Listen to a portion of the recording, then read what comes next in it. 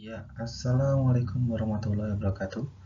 Selamat pagi rekan-rekan semua yang saat ini sedang mengambil mata kuliah ekonomi mikro. Nah, untuk sesi pertama ini kita akan membahas tentang 10 prinsip ekonomi. Nah, 10 prinsip ekonomi nanti akan saya jelaskan kurang lebih 30-40 menit ke depan. Jadi silahkan saudara luangkan waktunya untuk mendengarkan penjelasan dari saya. Tapi jika memang berhalangan untuk mendengarkan, saudara bisa pause videonya, nanti ditonton lagi ketika sudah longgar waktunya. Baik, tidak perlu lama lagi, mari kita mulai pembahasan kali ini dengan membaca basmalah sebelumnya. Bismillahirrahmanirrahim. Baik, selamat menonton dan menyaksikan. Kalau bisa jangan di skip videonya, dipahami karena nanti akan ada tugas setelahnya. Nah, sebelum kita melangkah lebih jauh, kita akan mengenal yang dimaksud dengan ekonomi. Nah, ekonomi ini artinya apa? Jadi kalau dalam bahasa Yunani, ekonomi itu artinya pihak yang mengelola rumah tangga. Jadi kalau dalam bahasa sinetron itu ada istilah namanya, wah ekonomi kita sedang carut marut gitu. Artinya kelolaan rumah tangganya sedang carut marut, keuangannya sedang carut marut. Nah, yang mengelola rumah tangga dalam keluarga siapa? Nah, biasanya kalau secara hukum agama ya suami atau ayah, tapi biasanya orang yang menghasilkan keuangan. Tapi kalau dalam lingkup perusahaan, yang mengelola rumah tangga adalah pimpinan perusahaan atau owner perusahaan. Jadi ekonomi itu bukan berarti keuangan dan sebagainya, tapi adalah orang yang mengelola rumah tangga. Rumah tangga bukan dalam artian rumah tangga suami istri, enggak, tapi rumah tangga itu secara keseluruhan global tentang perusahaan gitu, negara. Kalau nanti saudara membahas tentang ekonomi makro di semester berikutnya, saudara akan membahas tentang ekonomi makro, yaitu mencakup keseluruhan, yaitu negara. Kalau mikro kita membahas lingkup kecil dari sebuah perusahaan. Nah, masalah pokok perekonomian ini dibagi menjadi dua. Yang pertama adalah kelangkaan atau bahasa Inggrisnya scarcity. Kemudian yang kedua itu tentang membuat pilihan untuk memaksimumkan kesejahteraan. Nah, kelangkaan ini didasarkan oleh kebutuhan. Nah, bentar. Didasarkan oleh kebutuhan itu lebih banyak dibandingkan faktor produksi yang tersedia. Makanya terjadi sebuah kelangkaan. Contohnya, kalau di masalah pandemi ini, untuk masker kan langka banget. Nah, karena kebutuhan masker itu dibutuhkan oleh banyak orang pada saat ini, tapi kebutuhannya ketersediaan masker itu tidak sebanyak jumlah masker yang tersedia, makanya terjadi sebuah kelangkaan, dan kelangkaan ini menjadi sebuah masalah perekonomian. Nah, seharusnya kalau untuk mencukupi ketersediaan suatu barang yang dibutuhkan oleh masyarakat atau kebutuhan massal, itu seharusnya jumlahnya harus sebanding atau mungkin malah lebih banyak dibandingkan dengan jumlah permintaan. Nah, kalau itu jumlahnya tidak sebanding, permintaannya lebih banyak dibandingkan ketersediaan, maka terjadi kelangkaan. Nah, untuk membuat pilihan untuk maksimal kesejahteraan, itu kelangkaan itu memaksa masyarakat untuk membuat pilihan. Jadi dengan adanya kelangkaan, maksudnya begini, di pandemi itu ketika terjadi sebuah kelangkaan masker, masyarakat membuat pilihan-pilihan. Pilihan-pilihannya apa? Ketika masyarakat tidak bisa mendapatkan masker medis yang seperti saudara lihat untuk merek Sensi dan sebagainya itu, masyarakat mengajukan membuat reka-reka dengan masker kain. Nah, apakah dengan masker kain itu bisa memberikan solusi? Nah, ternyata oleh pihak medis atau ID menyatakan boleh menggunakan masker kain atau menggunakan masker scuba pada saat itu. Tapi masker scuba pada saat ini tidak diperbolehkan karena dikhawatirkan ada droplet yang masuk ke dalam celah-celah atau pori-pori kecilnya. Nah, tapi karena terjadi kelangkaan itulah memaksa masyarakat untuk membuat pilihan-pilihan lain. Yang mana ketika produksi daging itu mahal, harga jual daging mahal, makanya masyarakat beralih ke ayam. Nah, itulah masalah-masalah dalam perekonomian secara global. Jadi ada dua. Nah, untuk faktor produksi itu ada yang disediakan oleh alam, ada juga yang diciptakan oleh manusia. Yang mana benda-benda tersebut digunakan untuk memproduksi barang dan jasa. Nah, jadi faktornya itu ada dua, yaitu alam dan buatan manusia. Nah, itu digunakan untuk apa? Digunakan untuk memproduksi barang dan jasa. Contohnya, nomor satu, tanah dan sumber alam. Fungsi tanah buat apa?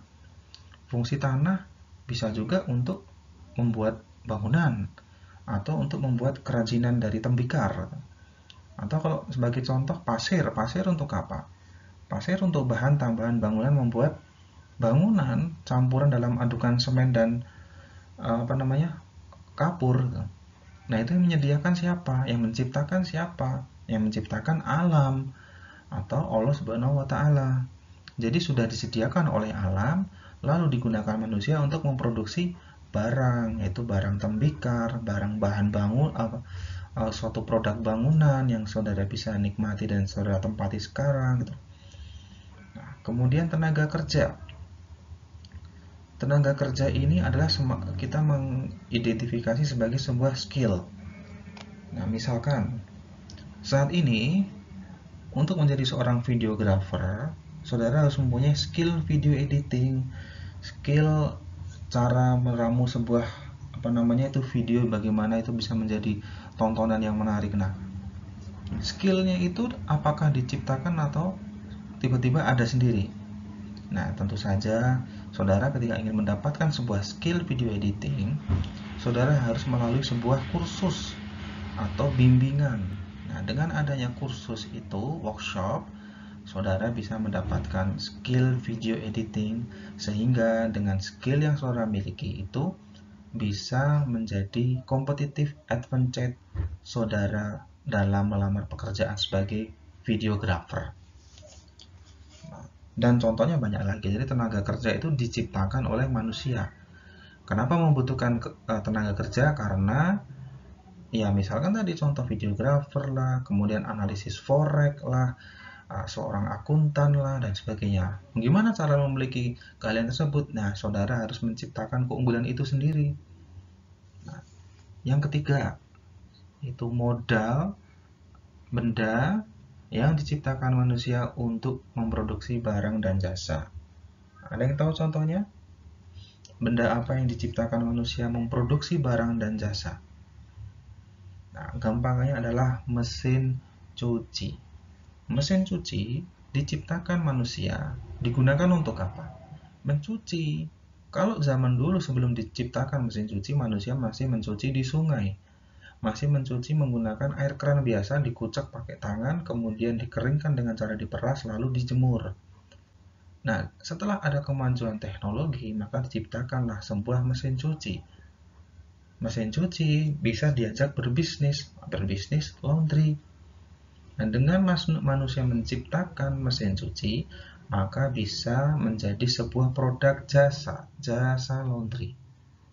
Nah, untuk memproduksi barang, itu manusia bisa menciptakan sebuah robot yang merangkai sebuah kendaraan, mobil, ponsel. Jadi bisa memproduksi secara massal, secara bersamaan dengan tempo yang sudah diatur sedemikian rupa dan selesai dalam jumlah kuantiti yang sudah ditentukan juga. Nah, itu semua diciptakan oleh manusia untuk memproduksi barang dan jasa.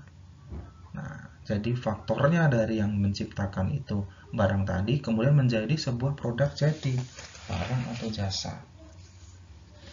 Kemudian untuk keahlian keusahawan. Nah, itu ya tadi ketika saudara akan membuat sebuah usaha, mendirikan sebuah usaha, nah tentunya dibutuhkan skill berjualan.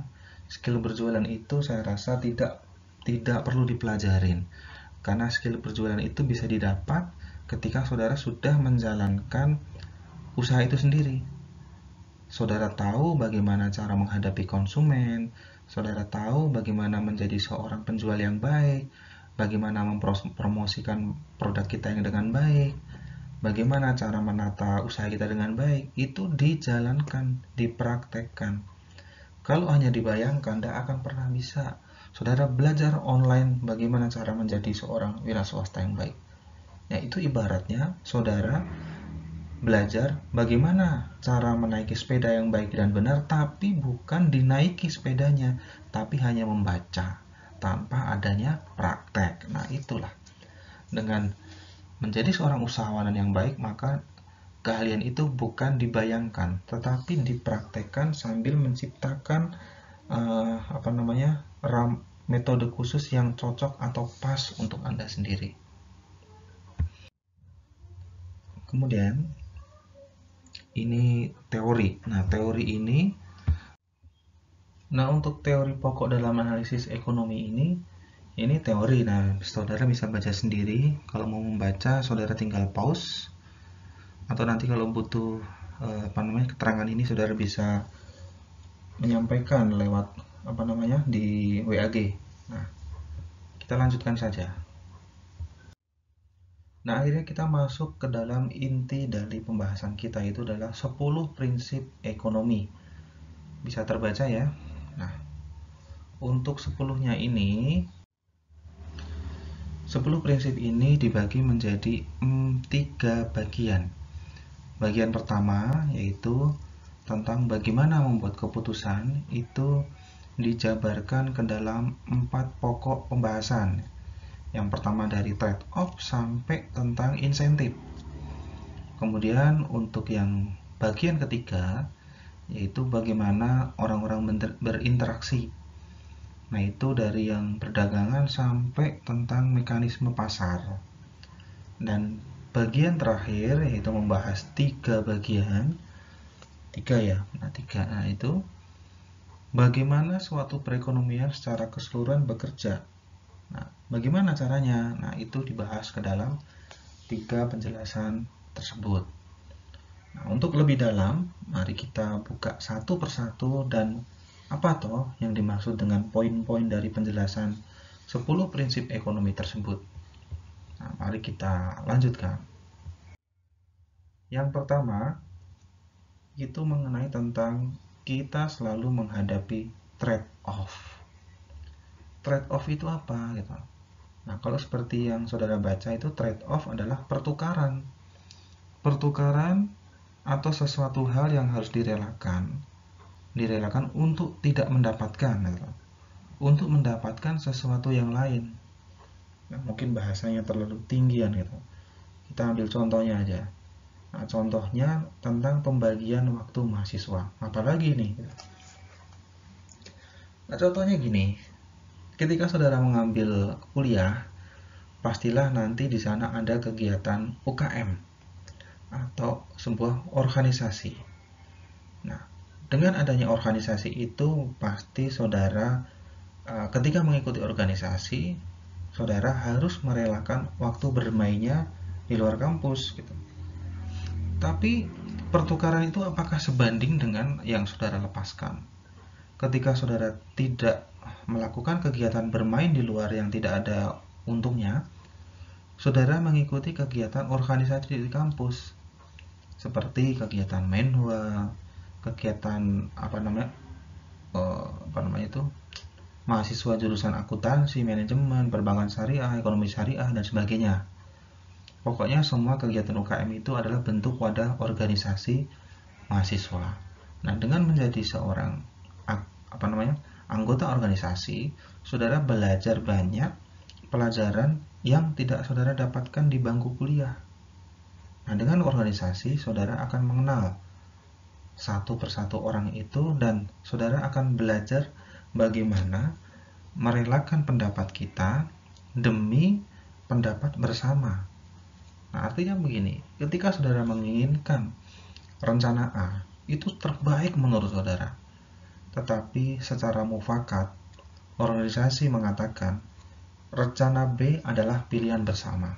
Sehingga mau tidak mau, kita harus menghormati keputusan bersama. Dan ketika berpendapat pun ada aturannya.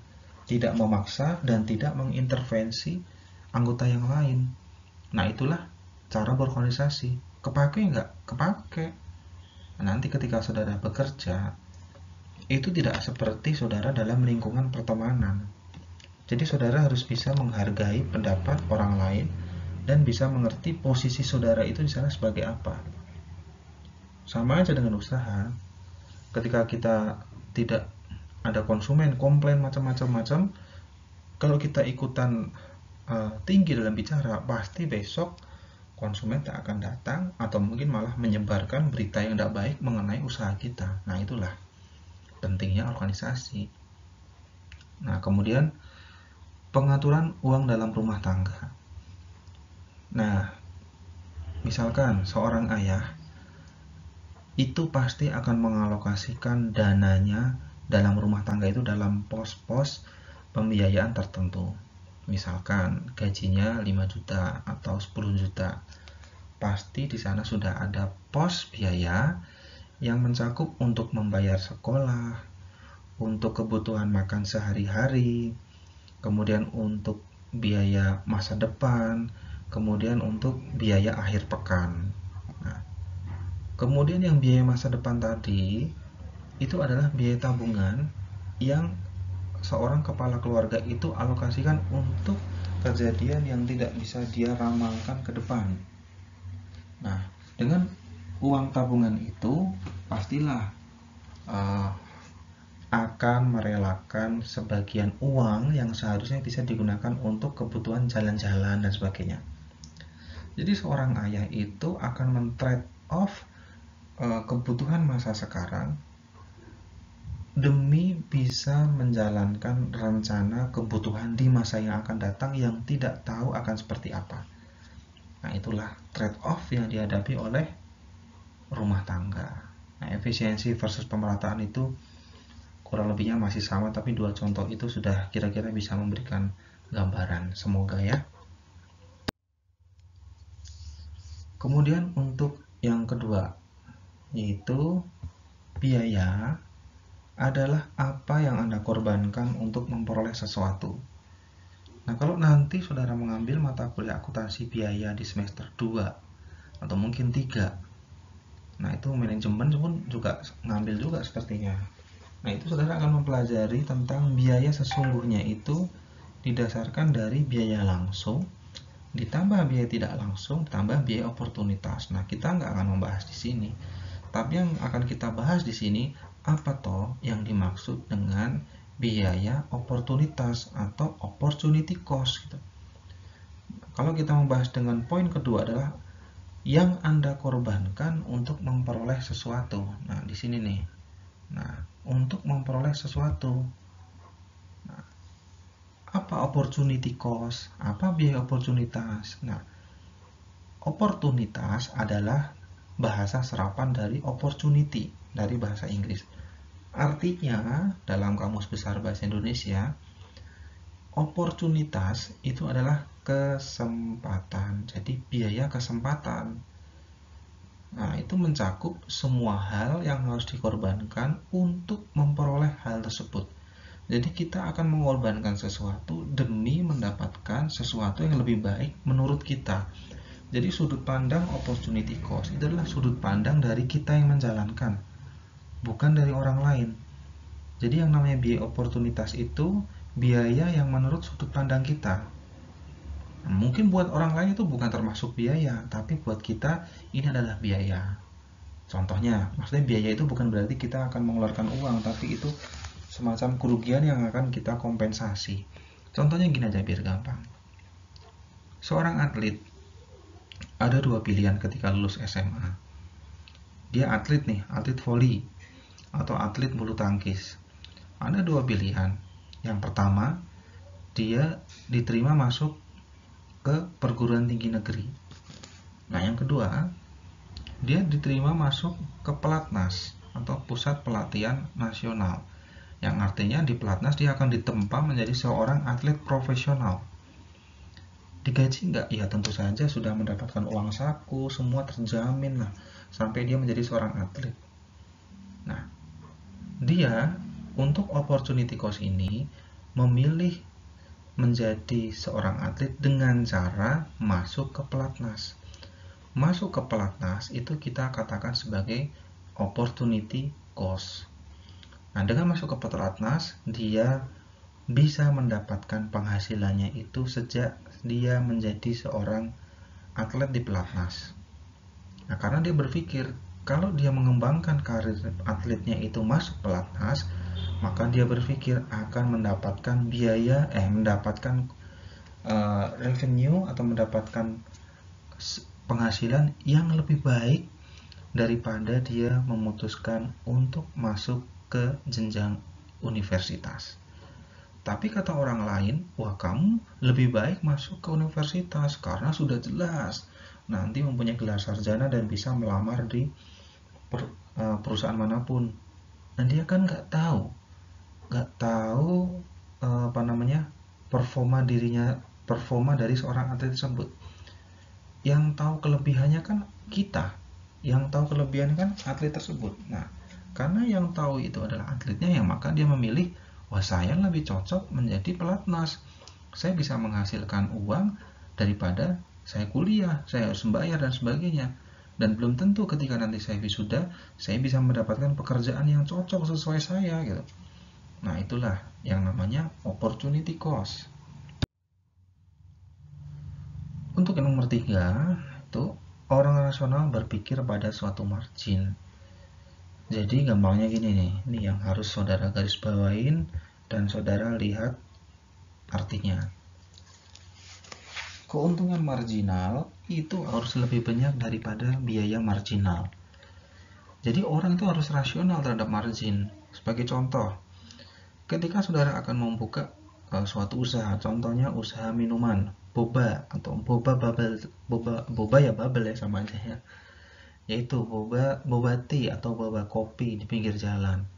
Nah, saudara harus memperhitungkan berapa margin yang harus saya dapatkan, itu harus lebih banyak dibandingkan biaya yang timbul terhadap usaha tersebut. Contohnya, untuk mengetahui besaran margin, maka saya harus mengetahui besaran biaya HPP-nya atau harga pokok penjualannya berapa, modalnya berapa. Untuk menjadi satu gelas boba itu saya harus meluangkan modal berapa, dibagi dari harga bahan pokok serbuk minumannya, kemudian topping-toppingnya, kemudian bubble-nya apakah buat atau beli jadi, belum gelasnya, belum sedotannya, belum sewa tempatnya, belum tempat gerobak usahanya, dan belum semua pelengkapnya itu di breakdown menjadi satu, menjadi harga pokok penjualan satu gelas boba tea. Nah, berapa marginnya? Nah, marginnya ya harus lebih banyak dibandingkan biayanya. Kalau biayanya itu misalkan satu gelas boba tea itu biayanya atau impasnya nggak rugi nggak untung itu 2.500, itu biaya marginnya. Nah keuntungannya kita ingin menerapkan berapa, misalkan saya mau keuntungan 100%, yaitu saya ingin menjual boba di harga 5.000, bisa nggak? Bisa aja, masih wajar kok gitu. Nah makanya harga jual boba itu 5.000, yang mana keuntungan marginnya adalah 2.500, dan 2.500 itu lebih besar dibandingkan biaya marginnya. Nah untuk yang keempat itu tentang kita bereaksi terhadap insentif. Nah insentif yang dimaksud ini adalah bonus atau trigger yang diberikan perusahaan terhadap karyawannya, sehingga diharapkan itu karyawan memiliki loyalitas yang lebih baik atau kinerjanya meningkat seiring dengan gaji yang diberikan tambahan di luar gaji biasanya yang dia terima. Sebagai contoh gini, misalkan di sebuah pabrik, itu pabrik rokok misalkan, kalau kerja di sana targetnya itu ngelinting sehari 100. Nah sehari 100 itu kerjanya 8 jam sehari misalkan loh ya. Nah itu gajinya 1 juta, ngelinting 100, kerja 8 jam, gajinya 1 juta. Kira-kira bagaimana caranya perusahaan meningkatkan produktivitas dari pegawainya supaya kerja lebih cepat, lebih banyak, lebih lama dibandingkan kerjaan biasanya.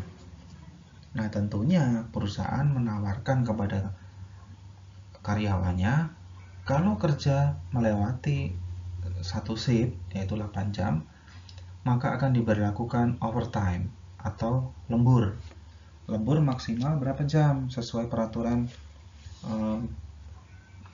Kementerian Perindustrian dan Perdagangan. Misalkan 3 jam. Nah, jadi kerjanya nanti sebanyak 11 jam total. Nah, per jamnya kelebihan dari satu shiftnya itu mungkin dihargai 100.000 mungkin. Nah, kalau dia menyelesaikan 3 jam tambahan, maka dia akan mendapatkan tambahan 300.000. Nah, tentunya orang akan berpikir, ya udahlah, saya kerja 11 jam aja biar dapat tambahan 300.000. Nah, itulah yang dinamakan bereaksi terhadap insentif. Kita mau tergerak bekerja lebih lama karena mendapatkan insentif. Nah, perusahaan berpikir lagi, gimana caranya bisa kerja 8 jam tapi yang dihasilkan itu lebih dari 100 lintingan misalkan. Oh ya udah, saya tambahkan aja. Setiap 50 lintingan tambahan dari target, misalkan 150, 100 adalah targetnya. 50 kelebihannya itu dihargai misalkan 200.000. Jadi setiap kelipatan 50 maka akan bertambah 200.000 misalkan. Seperti yang dijanjikan. Nah, jadi bagaimana caranya karyawan itu akan bekerja dengan secepat kilat, dia mengupayakan segenap tenaganya melinting lebih banyak dibandingkan target, tapi kerjanya tetap 8 jam. Nah, itu membuat perusahaan adalah semacam efisiensi atau cara terbaik untuk men-trigger karyawan sehingga mereka lebih kerja, lebih giat, lebih banyak daripada perusahaan menambah jumlah karyawan. Maka lebih baik, menurut hitungan perusahaan, lebih baik memberikan tambahan insentif yang tidak seberapa dibandingkan memberikan gaji atau hak seorang karyawan baru dan harus mentraining dan sebagainya. Nah, menurut dia lebih baik menambahkan insentif. Nah, makanya dengan insentif ini memberikan reaksi positif terhadap karyawan yang bekerja sehingga pekerja lebih giat lagi dalam meningkatkan targetnya gitu. Nah, kemudian yang kelima itu perdagangan dapat menguntungkan semua pihak. Maksudnya gimana nih? Nah, kita baca aja satu-satu. Nah, ini jika di sini. Nah, di sini. Jika sebuah negara berdagang dengan negara lain, maka ia akan memperoleh berbagai barang dan jasa yang diperlukan dengan mutu yang baik dan harga yang murah. Contohnya ini ekspor impor. Nah, kalau Indonesia berdagang kepada negara lain, apa yang bisa dibanggakan itu? Nah, sebelum kita membahas Indonesia, kita membahas dulu lah. Mobil yang kita gunakan saat ini rata-rata produksi dari negara Jepang. Ya enggak? Ada Honda, ada Toyota, ada Mazda, ada Suzuki, dan sebagainya. Nah, apakah negara kita tidak bisa memproduksi mobil? Bisa sebenarnya. Cuman kalau saya bahas lebih lanjut, ntar kita dibilang membahas tentang politik. Nah, tapi mungkin kita belum kompeten untuk memproduksinya. Jadi untuk saat ini Indonesia saya katakan belum bisa secara massal memproduksi sebuah prototipe mobil. Mungkin kalau merancang satu atau dua buah mobil listrik atau mobil berkapasitas dengan konsumsi bahan bakar mungkin masih bisa. Tapi untuk produksi massal belum ada yang bisa perusahaan di Indonesia yang menciptakan produk massal seperti Honda, Toyota, dan sebagainya. Nah, baru negara Jepang yang bisa memproduksi dan mengekspor ke negara-negara lain sehingga negara lain harus mengimpor produknya tersebut. Nah, kira-kira apa yang dibanggakan Indonesia untuk mengirim ke negara lain? Kira-kira adakah produk ekspor? saudara jangan berburuk sangka dulu, itu tidak ada Pak gitu loh. Ada sebenarnya. Sebenarnya dulu di tahun 97-98 kita ini adalah termasuk negara yang berswasembada pangan. Kita melimpah ruah dalam sektor pangan, sehingga banyak negara lain yang rela untuk mengimpor bahan pangannya itu beli dari kita. Nah, apakah sekarang masih Pak? Ya masih lah. Karena rata-rata rempah-rempah yang dihasilkan oleh alam Indonesia ini tidak bisa dihasilkan oleh negara lain. Ya negara lain bisa, tapi produksi kita ini luar biasa hebatnya. Apalagi dalam produksi mineral, tambang, itu banyak negara lain yang ingin memperebutkan tender pengeboran batu bara, minyak, kemudian emas, perak, tembaga, dan sebagainya itu di Indonesia. Yang mana itu adalah kekayaan alam yang sebenarnya itu adalah komoditas ekspor kita. Dan kalau tahun 2019 saya baca itu komoditas ekspor kita yang terbaik itu yang menjadi primadona adalah tekstil. Nah, tekstil mana Pak gitu? Saudara pernah dengar nggak itu namanya pabrik Sritek yang ada di Solo dan Solo Baru? Itu kan produksi tekstil. Nah, produksi tekstilnya itu dia memproduksi pakaian-pakaian tentara juga di sana. Nah, pakaian tentara yang mereka produksi itu diakui oleh negara lain. Bahkan untuk rompi anti pelurunya itu sudah sangat teruji untuk masyarakat internasional. Nah, itulah yang mungkin bisa kita banggakan salah satunya. Dan juga yang tak lupa juga itu adalah TKI kita ini sangat diakui oleh negara lain. Karena apa? TKI kita ini seperti Gatot Kaca gitu. Jadi ototnya kawat, tulang dari besi gitu. Karena disiksa sebagaimanapun, dihinakan sebagaimanapun, itu mereka tak gentar gitu. Udah pemberitaan di media asing kita baca bahwa mohon maaf pelecehan atau mungkin penyiksaan tenaga kerja karena menjadi seorang pembantu rumah tangga, sedemikian rupanya ada yang disulut rokok lah, ada yang dimacam-macam lah gitu. Tapi tidak menyurutkan niat rata-rata orang-orang kita untuk mendaftar menjadi TKI di Biro Penyaluran Kerja. Nah, karena jiwa-jiwa kita ini luar biasa, tak gentar lah dengan mereka. Yang penting pulang bisa membawa uang yang banyak, tak peduli bagaimana saya harus mendapatkan dengan cara apapun, disiksa sebagaimanapun, tak peduli lah. Rasa sakit itu tidak dirasakan mungkin oleh mereka. Ya kita nggak boleh hina juga, ya kita perlu apresiasi juga bahwa mereka adalah pahlawan keluarga kita, pahlawan devisa yang berguna bagi negara kita. Jadi ya kita doakan aja yang terbaik, semoga mereka semua mendapatkan perlindungan dari Allah Subhanahu wa Ta'ala di negara luar. Nah, kita lanjutkan lagi. Pasar secara umum adalah wahana yang baik untuk mengorganisasikan kegiatan ekonomi. Nah, kira-kira maksudnya bagaimana? Nah, ini maksudnya adalah sistem pemerintahan secara sentral. Nah, dulu pemerintahan di kota Uni Soviet, Eropa Timur, China, dan Korea Utara itu mereka memerintahkan dengan cara sentral.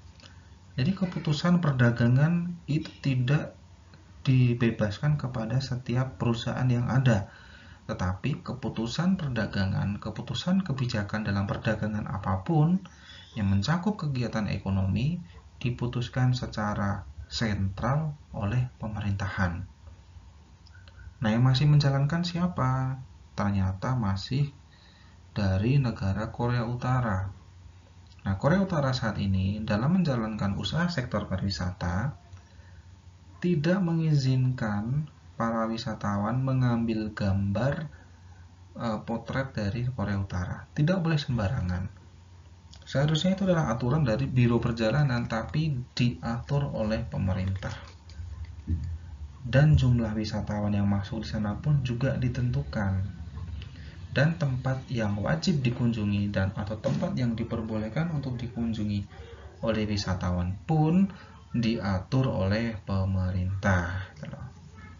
Nah, misalkan kalau yang dibebaskan seperti apa contohnya? Nah, contohnya di negara kita ini, ya kita kan memang diwajibkan untuk mencintai produk-produk Indonesia, mencintai selera masakan Indonesia.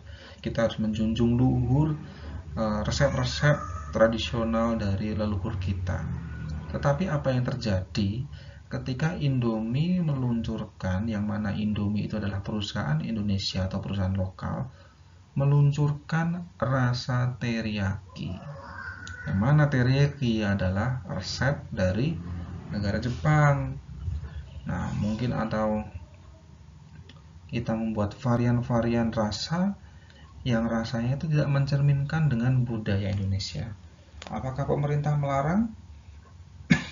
Tidak, karena sudah membebaskan keputusan perdagangan terhadap perusahaan. Yang penting ketika akan mengedarkan produknya, dia sudah mempunyai izin edar, izin produksi, kelayakan produksi, dan uji halal. Jika itu semua sudah terpenuhi, maka ya bebaslah. Mau membuat rasa apapun terserah. Pemerintah hanya mengatur beberapa hal yang di awal tadi. Dan tak lupa ketika perusahaan sudah berjalan, mendatangkan profit, atau ada penjualan, maka wajib membayar pajak ke pemerintah. Nah, itu aja. Nah, itu contoh organisasi dalam kegiatan ekonomi. Kemudian yang ketujuh, pemerintah ada kalanya dapat memperbaiki hasil-hasil mekanisme pasar. Nah, dengan mekanisme pasar ini, pemerintah perlu mengintervensi terhadap pasar. Loh, kenapa kok pemerintah harus mengintervensi? Karena demi mendukung efisiensi. Maksudnya gimana, Pak? Nah, contohnya gini. Ketika peredaran masker di masa pandemi ini, negara kita tidak siap untuk menghadapi gelombang pandemi, yang mana tiba-tiba datang aja.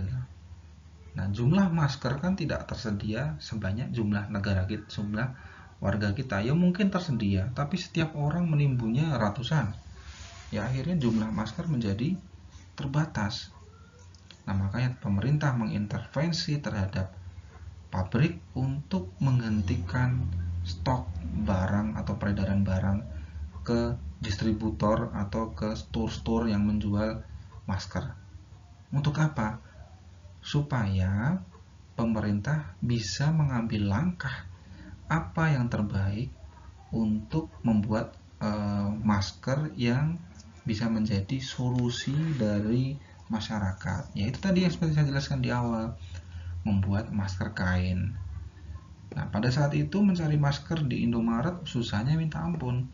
Mencari hand sanitizer di Indomaret tidak ada gitu. Nah, karena pemerintah sedang mengintervensi jumlah peredarannya. Nah, diharapkan apa dengan adanya intervensi itu? Diharapkan adanya efisiensi, sehingga dengan efisiensi itu bisa mendukung pemerataan produk nantinya. Nah, itulah fungsinya. Nah, dan ketika itu sudah diintervensi dan sudah terjadi perbaikan produksi, maka sekarang saudara mau cari masker di mana-mana ada. Saudara mau cari sanitizer, tinggal masuk Indomaret, nggak perlu lama dan nggak perlu drama, langsung dapat dengan harga yang pantas. Nah, itulah fungsi pemerintah dalam memperbaiki mekanisme pasar. Jadi intervensi ini bukan berarti hal yang buruk, tapi dalam rangka mengontrol peredaran suatu barang yang jumlahnya tidak sesuai dengan kebutuhan. Untuk apa? Untuk efisiensi atau untuk pemerataan. Nah, yang ke-8, standar hidup di suatu negara itu tergantung pada kemampuan memproduksi barang dan jasa. Nah, contohnya gimana kira-kira? Nah, contohnya kita baca di sini nih. Nah, di sini. Nah, negara yang produktivitasnya lebih tinggi, maka standar hidup masyarakatnya lebih tinggi juga. Contohnya apa? Negara Singapura. Negara Singapura, mereka mendorong produktivitasnya untuk lebih tinggi dibanding keikutsertaan mereka dalam sebuah perusahaan. Contohnya gini gampangannya, di Singapura itu sudah menjadi negara penghasil sektor pariwisata terbaik. Mereka pemasukan terbesar dari pendapatan negaranya itu didasarkan dari sektor pariwisata. Nah, dengan sektor pariwisata itu, karena tidak mempunyai sumber daya alam, maka mereka berlomba-lomba untuk menciptakan lapangan kerja. Nah, karena mereka berlomba-lomba menciptakan lapangan kerja, maka produktivitasnya naik. Karena apa? Ya karena semuanya bisa menciptakan lapangan kerja untuk orang yang tidak mempunyai pekerjaan gitu. Dan dengan adanya produktivitas yang tinggi, maka standar masyarakatnya, standar hidupnya tinggi pula. Nah, itu sama halnya dengan pendapatan per kapita masyarakat. Contohnya gini, kalau dalam satu kampung itu rata-rata semuanya adalah pekerja. Nah, kalau namanya pekerja, ya sudah, berarti pendapatannya hanya sesuai dengan jumlah gaji yang dia bayarkan. Apakah standar hidupnya tinggi? Apakah mereka mempunyai selera yang tinggi? Ya enggak lah. Ya karena uangnya sudah ketakar. Oh ya udah, gaji 5 juta, 6 juta, selesai sudah di situ. Mau membeli yang lebih baik enggak bisa karena sudah ketakar. Tapi apa yang terjadi jika semua rata-rata warga kampungnya itu mempunyai usaha di luar kampung? Ada yang menjadi peternak, ada yang menjadi distributor telur. Ngambilnya dari mana? Dari peternak telur yang dari kampung tersebut. Nah, sehingga produktivitasnya tinggi, maka pendapatannya pun tinggi, maka standar hidup masyarakatnya pun tinggi pula. Nah, itulah yang dimaksud dengan standar hidup suatu negara ditentukan oleh kemampuan memproduksi barang dan jasanya. Standar hidup di Indonesia itu apakah lebih baik dibandingkan standar hidup di negara Singapura? Kalau orang kita ini piknik ke Singapura, biayanya mahal, banyak, karena semuanya di sana mahal. Karena di sana standar hidupnya tinggi. Yang gampangnya ketika kita dari daerah, ketika kita berkunjung ke ibu kota, pasti membutuhkan biaya yang tinggi. Karena standar hidup di perkampungan lebih rendah dibandingkan ketika kita membandingkan dengan standar hidup di ibu kota. Kita lanjutkan lagi ya. Nomor 9. Harga-harga meningkat jika pemerintah mencetak uang terlalu banyak. Nah, ini adalah pertanyaan-pertanyaan dari teman-teman netizen yang mungkin belum pernah belajar ekonomi. Mereka selalu berkata, kalau kita ini punya utang gitu loh, kenapa kita nggak mencetak uang aja sendiri?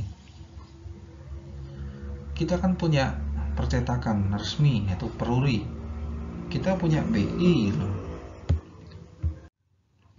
Kenapa nggak kita mencetak uang tinggal print, lalu kita tukarkan menjadi sebuah dolar untuk bayar utang? Nah, gampangnya gini aja deh. Ketika dulu masker nggak ada, kira-kira harga masker mahal nggak? Kira-kira mau cari masker kemana-mana susah, mau mencari sanitizer itu susah. Kira-kira harga sanitizer atau masker mahal nggak? Mahal kan? Nah, itulah kenapa sekarang masker dan sanitizer melimpah banyak, harganya bisa turun drastis. Karena sudah normal. Nah, sama halnya dengan uang. Lah emangnya ini Pak ketahuan? Oh ya jelas ketahuan. Kan ada namanya petugas namanya TPIM, yaitu Tim Pengendali Investasi TPID, Tim Pengendali Investasi Daerah atau massal atau nasional. Jadi negara lain itu menempatkan delegasinya untuk mengawasi inflasi di suatu daerah. Kalau kira-kira itu negara secara ekonomi makronya itu grafiknya itu ya segitu aja, kemudian gross domestic produknya itu juga standar-standar, tiba-tiba dia mempunyai uang yang banyak, kira-kira akan menimbulkan gejolak nasional nggak? Ya iyalah, karena semua orang bisa mendapatkan uangnya dengan mudah. Uang yang beredar di masyarakat menjadi banyak. Semua orang punya uang. Bayi baru lahir sudah mempunyai uang dari pemerintah 1 miliar. Nah, artinya kalau saudara mau keluar membeli air mineral, mungkin harganya bisa 1 juta. Karena sebegitu mudahnya kita mendapatkan uang. Nah, itulah yang dinamakan inflasi. Inflasi juga ada namanya inflasi jangka pendek. Ketika terjadi di musim lebaran, semua orang pegang uang, semua orang mempunyai gaji, ya semua orang membongkar celengan untuk tujuan tertentu, yaitu ingin membeli makanan pendukung lebaran, misalkan ketupat, daging, dan sebagainya, kue-kue lah gitu. Mereka harganya menjadi naik karena ada juga namanya momen lebaran. Nah, momen lebaran pada saatnya orang-orang yang nggak biasa jualan kue tiba-tiba menjadi seorang baker profesional, tiba-tiba menjadi penjual kue profesional, karena ya ingin memanfaatkan momen lebaran, pengen jualan karena semua orang pegang uang. Nah, jadi harga kue menjadi murah pada saat lebaran. Sebenarnya murah dalam artian semua orang membutuhkan gitu. Nah, jadi kalau tidak dikendalikan, maka ketika semua orang menyerbu produk tersebut, maka yang dikhawatirkan adanya scarcity tadi, yaitu kelangkaan. Nah, kalau terjadi kelangkaan, maka inflasinya menjadi berkepanjangan. Karena semua orang pegang uang tadi, makanya barang langka dan lama-lama menjadi barang mahal. Nah, untuk yang terakhir yaitu masyarakat menghadapi trade-off jangka pendek antara inflasi dan pengangguran. Nah, ini seperti yang saya jelaskan di sebelumnya yang nomor 9 tadi. Inflasi jangka pendek itu terjadi bisa nggak? Bisa, ya tadi contohnya ketika sedang terjadi lebaran atau pada saat masyarakat mempunyai uang banyak, atau setiap bulan juga bisa. Ketika setiap awal bulan tanggal 1 semua orang gajian, semua orang pegang uang, maka akan terjadi inflasi jangka pendek, yang mana untuk produk-produk tertentu habis diserbu oleh para pembeli yang notabene baru habis gajian. Nah, ini kalau nggak dikendalikan, maka barang akan benar-benar habis, dan nanti ketika uang masyarakat itu sudah habis, harganya menjadi naik dan tidak terbeli oleh konsumen yang normal. Makanya perlunya timbang dari inflasi itu untuk mengendalikan harga-harga yang beredar itu tetap pada koridor yang semestinya, dan ada kalanya TPID tadi mengintervensi pengusaha atau distributor agar barang yang beredar itu sesuai dengan kebutuhan atau tidak dalam sebagai jor-joran. Nah, nanti kan jadi cepat habis. Nah, makanya fungsinya intervensi pemerintah untuk meningkatkan efisiensi peredaran barang yang ada di masyarakat. Nah, kita sudah selesai membahas 10-nya. Nah, ini ringkasannya, bisa saudara baca sendiri, kurang lebihnya seperti itu. Silakan dilanjutkan membaca. Kalau nanti saudara ada pertanyaan, nanti akan saya buka sesi Q&A di Google Classroom. Saya tidak mewajibkan saudara tanya, tapi kalau saudara ingin bertanya, maka saya akan beri poin tambahan sebagai aktivitas kelas.